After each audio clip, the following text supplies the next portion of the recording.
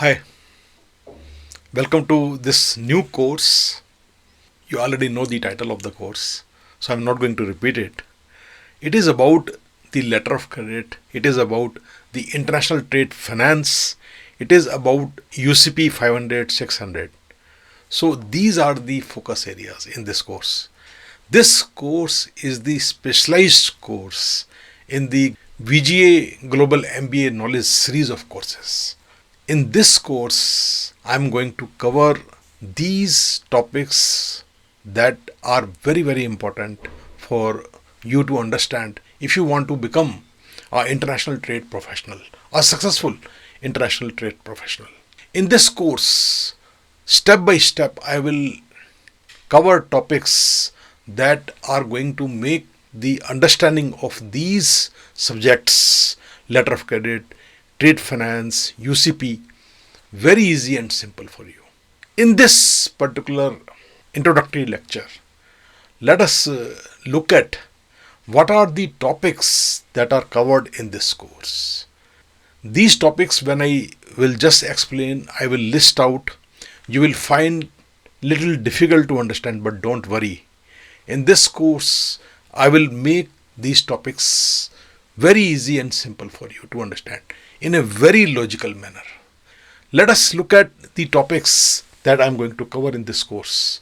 So, starting with an introduction to the letter of credit and international trade finance, I'm going to explain to you the concept of the letter of credit and international trade finance and what the role it plays in international trade. So, that will be our first entry into the course. Then, what are the parties those are involved in the letter of credit transactions? In this, we are going to talk about all the actors that are part of this game of international trade finance, the game of letter of credit, and very importantly, the framework of the typical international trade transaction that take place between the buyer and the seller. Those things we are going to discuss in this particular topic.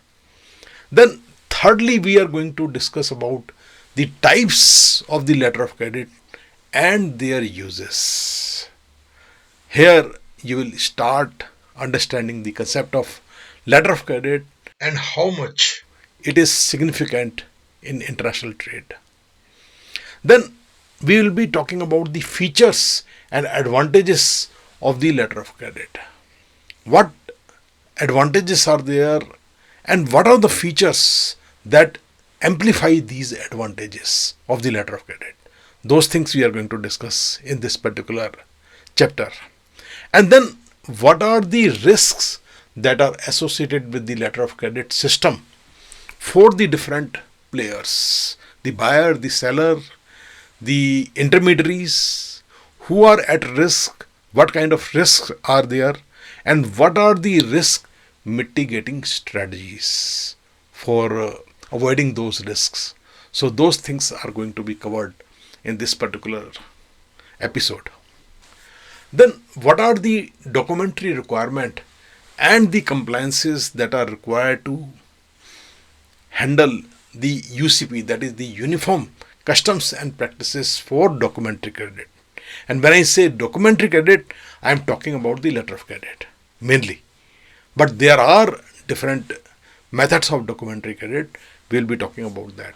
So, somewhere in between, we'll also be talking about what are the different methods of international payments. Then you will have a better idea and understanding of the role of the documentary credit and more specifically the letter of credit. And then financing trade with the letter of credit, how it is happening, how the international trade finance is happening through the letter of credit, and why letter of credit is so important for international trade finance, and what are the conforming and non-conforming letter of credits. What is this concept of confirming or not confirming letter of credit, and what role it plays in the international trade transaction. With these topics, slowly you are going to become very strong player in international trade. And that is the objective of this course. Then, what are the back-to-back letter of credits? So, what is this category of back-to-back letter of credit? Are we going to understand this part in this course? Are we able to understand this concept of back-to-back more logically? We are going to see this when we come to that chapter. And then, what are the bank guarantees and surety bonds that are part of the international trade finance? How the letter of credit plays a role as bank guarantees, and the international commercial terms, Incoterms, and their impact on the letter of credit. What are Incoterms, international commercial terms? We are going to talk about the Incoterms 2020, that is the latest version, and its impact on the letter of credit. Then we are going to look at the relationship between the letter of credit and the international trade law. So, what is this international trade law? How effective is the international trade law? How a letter of credit is regulated or impacted by the international trade law? So, what is this relationship between the letter of credit or the international trade financing instruments, different types, with the international trade laws? So, that chemistry we have to learn in this particular episode. And then UCP 600 and its impact on letter of credit transactions. UCP 600 is the latest version of the Uniform Customs and Practices that are announced by ICC, International Chamber of Commerce, Paris. What is it and its impact on the letter of credit? And what was UCP 500, the earlier version, and what changes have come in UCP 600 over UCP 500. So slowly you are getting the hold on UCP also with these topics that are going to be covered in this course, and very importantly the role of technology in letter of credit transaction. So what are the latest technologies? What new developments has happened that is revolutionizing the way international trade financing is done, and its impact on the documentary credit, and more specifically on the letter of credit? Those things we are going to discuss. Also, we are going to take up certain case studies on the successful and failed letter of credit transactions. So you will have a practical understanding of the different aspects that are being covered in this course.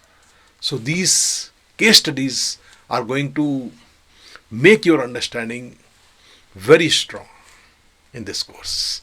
And finally, the future of the letter of credit and international trade finance. So what are the trends, what is happening now, and what is likely to happen in near future, and its impact especially on the MSME sector, that is the micro, small and medium enterprises. What impact it is going to have on the international trade by these players in MSME sector. All these things are going to be covered in this course. Don't worry about these topics. If some of these topics looks very heavy to you or more complicated and complex to you, don't worry about it. This course is going to make all these topics very simple for you. If you will follow the logical flow of the understanding of this concept, everything will be very, very clear. Let's go into this course.